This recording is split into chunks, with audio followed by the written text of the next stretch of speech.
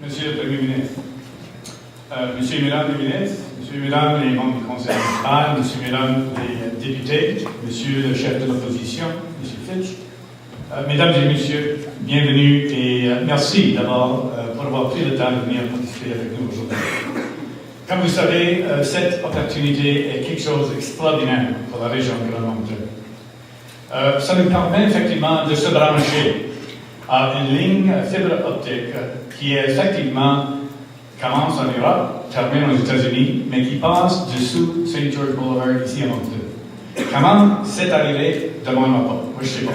Mais la chose importante, c'est que nous sommes maintenant branchés.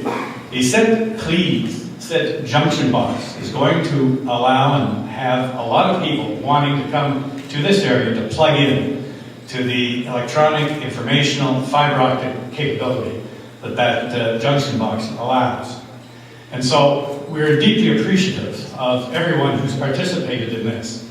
And before I actually get down to the thank yous, I just want to relate two little stories that perhaps may show the value and the importance of this junction box on this Hibernian line subsea from Europe to North America.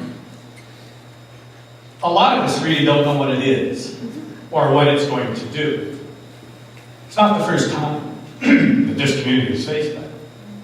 Back in 1980 to 85, Ken Cox, a Monctonian and president of NEW-BRUNSWICK, decided that he would look into the idea of creating a fiber optic network for telephone communications in New Brunswick. And in 1985, they took that decision and they installed fiber optic. They didn't know where it would take us. But because of that decision, today, in Greater Moncton, there are 41 contact customer call centers employing 10,544 people. That's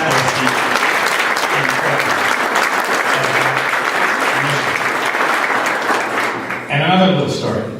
On Wednesday of this week, I was privileged as part of the 3+ delegation to spend a day in Toronto talking to a financial institution about the benefits and desirability of locating office opportunities here in Greater Moncton.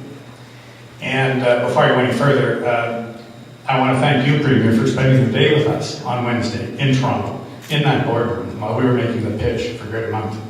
Your presence was critical. It certainly opened eyes and opened ears and allowed us to convey the message that we needed to convey about Greater Moncton. But just let me tell you about part of that message. When we were describing the benefits of Greater Moncton, and all of the benefits which clearly point to this community as being the #1 location for contact care and customer center opportunities, one of the issues that surfaced was we told them about the Fibre Centre. And the people around the table, and there was 4 of them, and there was another 2 on a conference telephone, one of whom was the gentleman responsible for their entire U.S. operations.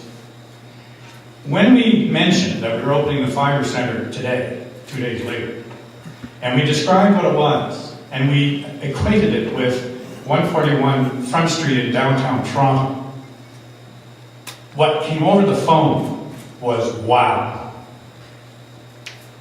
That's what somebody from the U.S. said about what we were doing here. That's the wow factor.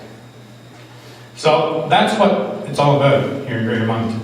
But to make it happen, it takes a network, it takes a motivated community, everybody chipping in, everybody wanting to become involved. And so my purpose here today is to dire merci à chacun de vous autres pour avoir appuyé ce projet. Vous, Monsieur Hunter, Monsieur le Premier ministre, Monsieur le maire, Monsieur Thomas, ainsi que Ben et l'équipe de 3+, pour avoir travaillé si fort sur ce projet qui va certainement nous aider à créer l'avenir. Pas prédire l'avenir, mais le créer. Ça, c'est une chose importante. Thank you for all coming.